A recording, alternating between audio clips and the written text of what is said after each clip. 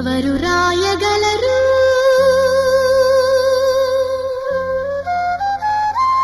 అమ్మాను మాట కన్న కమ్మని కావ్యం ఎవరు పాడగలరు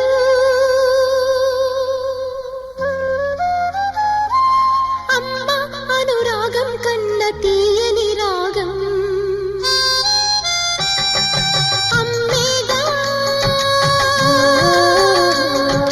అమ్మేగా తొలి పలుకు నేర్చుకున్న భాషకి